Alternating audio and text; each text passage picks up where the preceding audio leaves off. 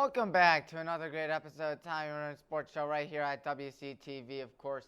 A lot of stuff going on right now in the sports world, so let's just hop right into it. First things first, Cleveland Indians, because why not? That's typically what we always do. That, my friends, is Emmanuel Clase. He is 3-5 on the season, 155 ERA, 107 WHIP, and a 207 opponent average. And to mention the other ones, you have Ahmed Rosario, who heading into last night, 289 average, 8 home runs, 43 RBIs, and 12 swipes. Miles Straw, who has, ever since being traded from Houston, Cleveland, has been on a tear. Heading into last night, he carried a 315 average, 1 home run, 7 RBIs, and 4 stolen bases ever since coming here to Cleveland. Jose Ramirez so far the campaign, 259 average, 29 home runs, 79 RBIs, 16 swipes. James Karinchak, one of the big relievers for the Indians, 7-3 record, 3.74 ERA, 1.19 WHIP, and a 1.16 opponent average. And then there's Brian Shaw with a 5-6 record, 3 ERA, even though it ballooned after giving up a 3-run home run last night, and a WHIP of 1.39 also ballooning, and a 2.20 opponent average, which of course also ballooned as well. Series recaps: the Cleveland Indians played the Los Angeles Angels over the weekend, and we got the job done. We got the sweep, 3-0. In the first game, Franmil Reyes hit a home run and had 5 RBIs. That's right, 5 RBIs in the first game. Jose Ramirez also hit a home run the first game. He then in the second game hit another home run on behalf of Ahmed Rosario, who also hit another home run. And then in this game, right here, of course, Ahmed Rosario had a big 2-run home run against Jose Suarez in the first inning. And Cal Quantrill was the story the entire game. ESPN didn't even mention a thing about Cal Quantrill, A-Rod, who should not be allowed on television. Yeah, he was talking about, the Angels are so good, Shohei Ohtani and stuff. And well, mainly Shohei Ohtani is a fantastic ball player. This game belonged right to Cal Quantrill. 7 innings, 2 hits allowed, and 9 strikeouts in Game 3. And guess who has him on their fantasy team? Me. And yet again, no one was talking about it. A-Rod should not be allowed on television. Just like the Futurama episode, Bender should not be allowed on television when Bender gets a role on a soap opera that's made up, and he does, let's just say, stuff you'd expect from him if you've watched this show before. But yeah, we, in the words of the script, break even. 61-61 as we got the sweep done against the Angels. It is about time that I can finally play that. Looks like it's sweeping time because I've really wanted to play that for a while. And we haven't gotten that sweep up until, of course, this weekend. Then the Indians against the Rangers. We lost last night 7-3. It's basically that we gave up a touchdown and we scored a field goal with Chase McLaughlin, not Cody Parkey. Cody Parkey's on the IR now. I don't know how that happened, but you hit a home run Game 1. And the Rangers had 2 3-run bombs. One by Nathaniel Lowe in the first, and another one by DJ Peters in the ninth because Brian Shaw gave up the 3-run bomb. And of course, now it's time for some NASCAR with the Firekeepers Casino 400. Ryan Blaney wins it, barely, narrowly, holding off William Byron and Kyle Larson at the finish line, edging William Byron by .077 seconds. Chase Elliott took home stage 1. Kyle Busch won stage 2. Kevin Harvick actually is going to make it to the playoffs now, which is pretty cool to see. And a competition caution was out after 20 laps. Joey Gase on lap 31 hit the wall. And was slightly raining during lap 181, which brought out the caution. And there were very few cautions actually really during the race. Very clean. Matthew DiBenedetto, 6th place. Chase Briscoe, 11th place. And the playoffs, my friends, they are getting so close and close. There's Austin Dillon spinning out. That's, of course, quite a shame out there. And playoffs start at Darlington, which is going to be quite exciting. There's Kyle Larson, William Byron, of course. But the main thing was the ending, how close it was. The playoffs are going to start in very soon. I know that for a fact. Up next is Daytona, which is the last race of the regular season. And then it's going to be the playoffs. Who would have thunk it? Who would have thunk it? Ryan Blaney's going to be in. This has been quite the season, in my opinion. And watch this ending. Ryan Blaney, who's going to make it through. And now the finish line right there. William Byron tries to pass him, but just in there was Ryan Blaney. How mighty close was that? Mighty, mighty close. Of course, now time for Tommy's picks, which includes the final scores of last week in high school football. Avon took down Brunswick 38-0. Benedictine downs Walsh Jesuit. Hit a double overtime thriller, 35-34. Stowe shut down Cuyahoga Falls 55-0.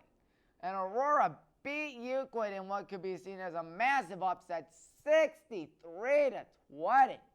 And Hudson took down Solon 40-35. Highland beat Berea Mid-Park 38-14. What a game that was, may I tell you. You had Aaron with a hat trick on the ground, one of them being like 63 yards, I believe, and Luke had 72. Either that or I flip-flopped them around. What I do know was that there was also a blocked punt that we picked up for a touchdown, and it was just a great game, which we're finally going to get some respect after that. I think some respect at the very least. Mentor beat Canton McKinley 49-7. Avon Lake beat Strongsville 24-10. How about this? Twinsburg took down Copley in overtime, and what to me was a bit of an upset, 34-27. Cleveland Heights beat Hoover 48-28. Chardon downs Glenville 28-14. Of course, Glenville not ranked, but they're close to it. Mark Bishop Hoban playing a school outside Northeast Ohio region, which that is Bishop Sycamore, and they just destroyed them 38-0. St. B. St. M took down you guys, the Wadsworth Grizzlies, 21-14. And Elyria, in an Elyria matchup, took down Elyria Catholic 28-15. And Rocky River just defeated Mideast 56-24. Their Midview star player going through some surgery. Hopefully he can get better soon. And then Talmadge beat Ravenna in what's a great rivalry, 35-7. Let's look at last week's recap. 11-5, 13 points this week. Lock of the week was correct with Stowe winning, and Aurora, which was my upset of the week, was also correct. I was incorrect about the Avon game. I didn't think they were going to win. I didn't think Benedictine was going to win. Neither would Twinsburg, St. V, St. M, and Elyria. And not a bad start to the season. 11-5, 13 points, and hopefully things are going to be even better next week. Which reminds me, we're going to go with Tommy's picks for this week, week 2. I cannot wait for this. If we could show them on the screen, there they are. North Royalton against Highland. Oh my God, this is going to be a great game.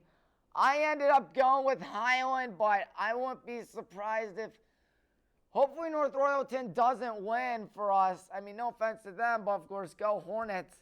But North Royalton always plays us well. They always play us well. Whether if it's 45-43 win for us on the last play in 2018, 2019 losing 35-28 on Saturday because of rain, or last year barely surviving 41-40. North Royalton always plays us well. I'm predicting 38-37. Highland beats North Royalton. I think it's going to be that close, 38-37. Medina against Avon Lake can only be described as a great game. I think Drew Hour and the Battling Bees can beat the Eagles and go to 2-0 on the season. Mentor against St. Ignatius. That will also be a fantastic game. I'm picking the Cardinals to win that. Olmsted Falls Bulldogs against the Brunswick Blue Devils. I'm picking the Brunswick Blue Devils to win that despite Olmsted Falls being home. I think that Brunswick has it. GCC school should get the job done. St. V. St. M against Aurora. That'll be fun, and it will be mighty close. But my prediction goes with the Green Men. Green Men should go to 2-0. I feel like it's all going to lead up to a good Week 9 matchup against Highland, which is to come 7 weeks from now, or 8 weeks from now. And then you have Euclid against Hudson. I'm picking the Euclid Panthers to take down the Hudson Explorers, but keep in mind that'll be a good game. But no game as big as Archbishop Holben against Bergen Catholic in New Jersey. Bergen Catholic, very good. And when I mean very good, trying to pull it up on Max Preps where they're ranked. But they are obviously that good enough to be playing someone like that. They are, according to I'm sorry about that, rankings. I was on the wrong one. I'm picking Archbishop Holben to win. They are the best team in New Jersey.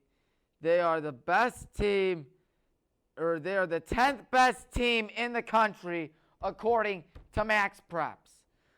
That's right, the 10th best team, according to Max Preps. Where's Archbishop Holben? They are obviously near that. They are ranked, I can find them, 68. So 10 against 68. That'll be fun. Lutheran West against Kirtland. Kirtland should run away with that one. Benedictine playing Central Catholic, picking Benedictine. Brecksville against Avon Lake. Great game. Brecksville barely out of the top 25. And because they're barely out of the top 25, I'm picking them as my upset of the week.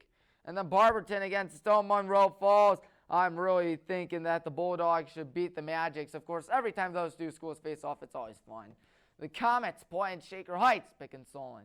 Midview against Strongsville. Of course, Midview without their star player, as previously mentioned. I'm picking Strongsville. Massillon, Washington hosting Glen Oak at the world-famous Paul Brown Tiger Stadium. I am picking Massillon. Ken McKinley going up against Austintown Fitch. Going to pick Canton McKinley at the world-renowned Tom Benson Stadium. And speaking of big stadiums, of course, you guys, Art Wright Stadium, where Wadsworth is playing Worcester. I'm picking the Wadsworth Grizzlies to win it. Now time for a Madden 22 review. Madden 22 sucks. It really sucks. This is Madden land. Oh my God, this is totally not a publicity stunt. This is totally not EA Sports pulling guns to all these folks' heads and being like, you better be in our video right now or else we will shoot you. Of course, that's a terrible impersonation of Mafia. I'm trying to do like Fat Tony from Simpsons, of course. But yeah, that's Maddenland. That's horrible. New features and new, in quotation marks, new updates for franchise mode. You'll probably have to pay for that. The first of these will be in September. Wow, new updates. Their way of ripping you off. They hardly changed franchise mode. Wow, was that a shocker. The Yard, which is awful, has new stadiums and new rankings. Oh my God, I was literally looking forward to that. Said literally nobody. Face of the franchise is now going to have multiple positions, but your teammates will probably let you down like they always do. If you're a quarterback, they always drop the passes and you're always intercepted. If you're a running back, the O-line will probably fail you. Halfback stretch is all you need to do, but I'm pretty sure you won't be able to decide what it is. Superstar KO will have a co-op elimination mode. How life-changing. Madden Ultimate Team, because EA Sports really cares about reaching into your pockets. Like they reach into your pockets and take away money until you are all out like that. Or at least your parents are all out. Because everything goes to EA. EA Sports. We care about your money and not about the customer. Madden Ultimate Team. There are strategy items that have been introduced, which you'll probably have to pay for. Halftime adjustments, so you can win a game, pull a pointless card, which you'll probably have to pay for. Stats on items, which also you'll have to pay for. More cards than ever before, which, yeah, you might have expected that, and you'll probably have to pay for that. Everything is worth something in the game. No kidding. Worth $10, $5, $2, $1, $100. Heck, there are $100 packs, I'm assuming. You can't go 1 minute without seeing something that will encourage you to pay.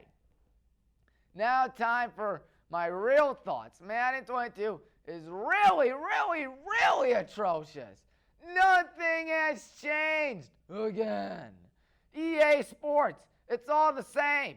EA Sports, it's really lame. EA Sports, you need to pay. EA Sports, it's not in the game. EA Sports, it's a bad game. EA Sports, it's such a shame. EA Sports, nothing has changed. EA Sports, give us your money. There's a way to win Madden. Halfback stretch, mesh, wheel route, angle route. That's all you need. All you need to do is spam halfback stretch. The running back goes outside, he'll find a breakaway and get a touchdown. If you do a wheel route or mesh, the running back goes towards the right or left and outside, and nobody, and I swear to God, nobody is ever on him. Angle routes up the middle.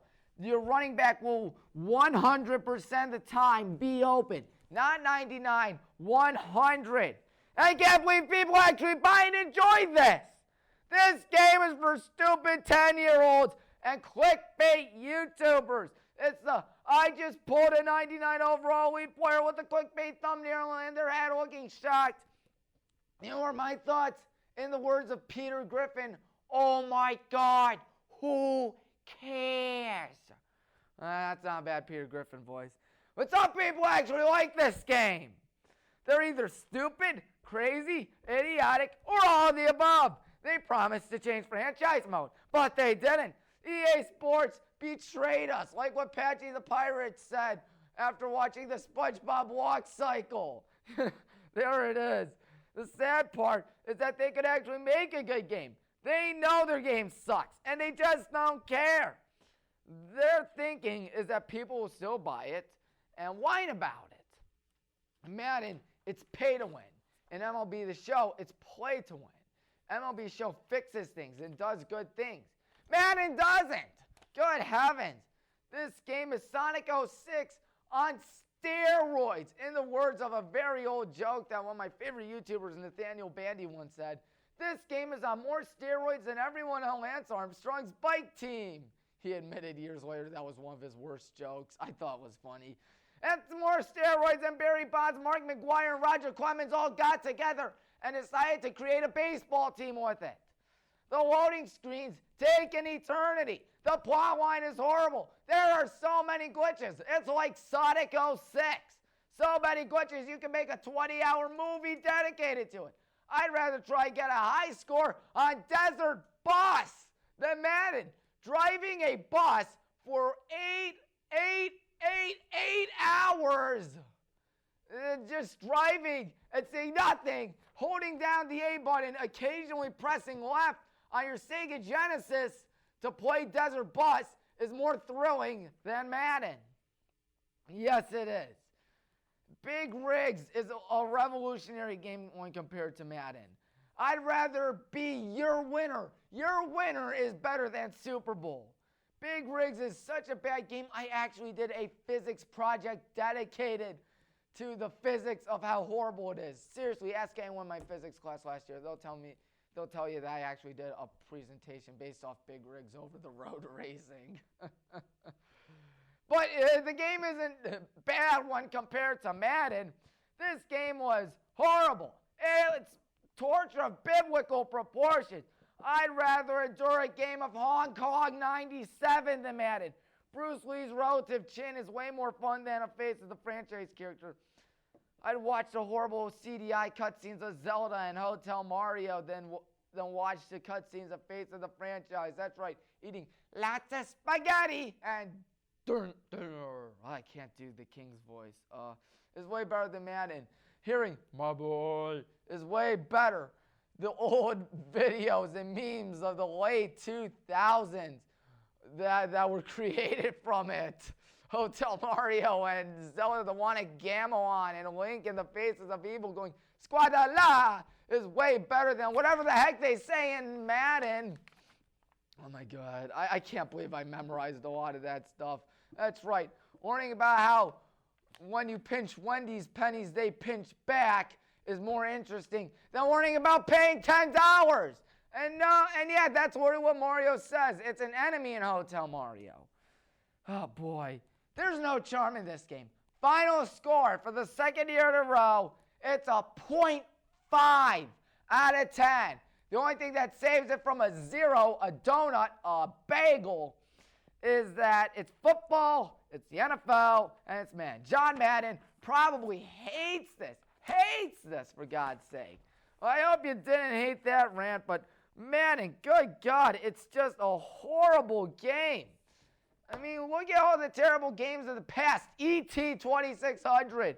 I've always joked that one day Madden is going to have to bury all their discs in the desert. This game is horrible in my opinion. It's literally the worst thing ever. I can't stand it.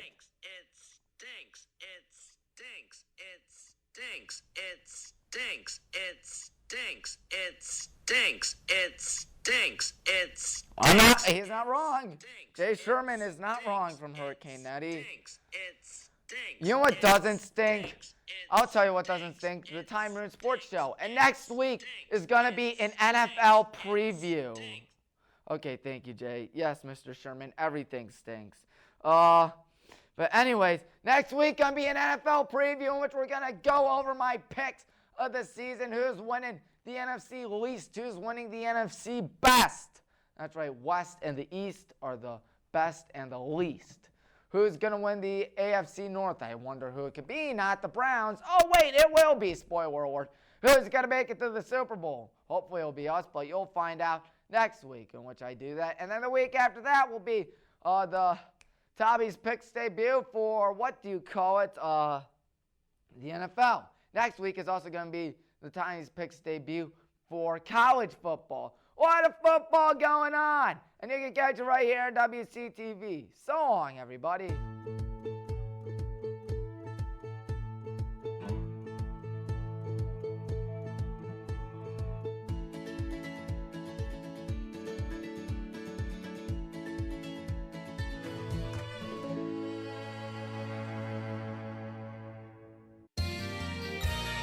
You are watching WCTV, Wadsworth Community Television.